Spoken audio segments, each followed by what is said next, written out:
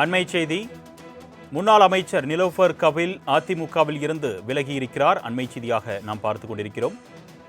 பல்வேறு மூத்த நிர்வாகிகள் அதிமுகவில் இருந்து விலகி வரும் நிலையில் தற்பொழுது நிலோஃபர் கபில் அதிமுகவில் இருந்து விலகி அவர் திமுகவில் இணையப் போகிறார் என்ற கருத்துக்களும் பரவலாக பேசப்பட்டு வருகிறது. அண்மை செய்தியாக நாம் பார்த்துக் கொண்டிருக்கிறோம். எனது சொந்த சூழ்நிலை காரணமாக அதிமுகவில் இருந்து விலகுவதாக அவர் தன்னிலை விளக்கமும் அளித்திருக்கிறார். இந்நிலையில் அவர் திமுகவில் இணைய வாய்ப்பு இருப்பதாகவும் தகவல்கள் வெளியாகி இருக்கிறது. அண்மை செய்தியாக பார்த்துக் கொண்டிருக்கிறோம்.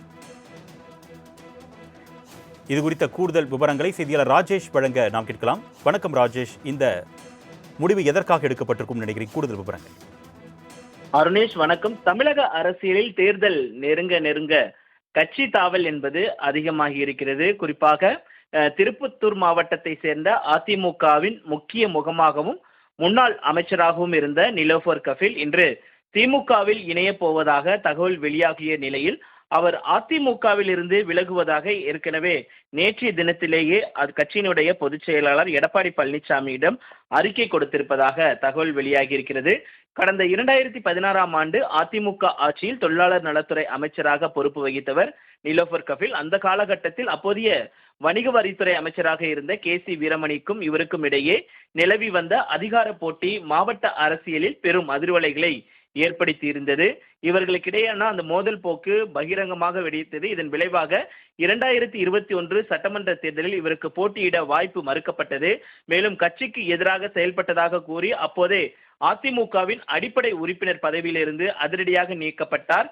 இடைப்பட்ட காலத்தில் அவர் மீது வேலை வாங்கி தருவதாக கூறி பண மோசடி புகார்கள் எழுந்தபோது அவர் அவற்றை சட்ட ரீதியாக சந்திப்பதாக கூறி பொது வாழ்வில் இருந்து சற்று ஒதுங்கியிருந்தார். பிறகு OPS EPS இணைந்த பிறகு மீண்டும் அதிமுகவில் இணைந்த போதிலும் கட்சி தலைமை தொடர்ந்து KC வீரமணிக்கு அதிக முக்கியத்துவம் அளிப்பதாக தன்னை திட்டமிட்டு ஓரங்கட்டுவதாக நிலோஃபர் கபில் தரப்பு அதிருப்தியில் இருந்ததாக கூறப்படுகிறது. இந்த நிலையில்தான் அதிமுகவின் உட்கட்சி பூசல் காரணமாக தனக்கு மிகுந்த வேதனை அளிப்பதாகவும் அங்கீகாரம் கிடைக்காத ஒரு சூழ்நிலையில் திமுகவை நோக்கி அவர் நகர்ந்திருப்பதாக தகவல் வெளியாகி இருக்கிறது.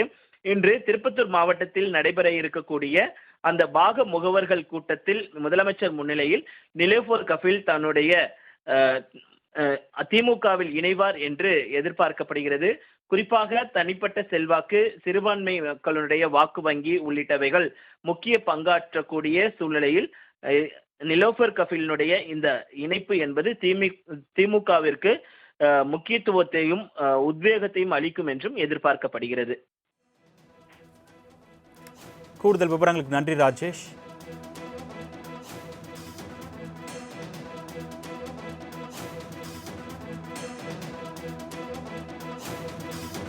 மணப்பெண்ணின் பிரத்யேகமான திருமணம் விவாஹா தி சென்னை சில்க்ஸ்.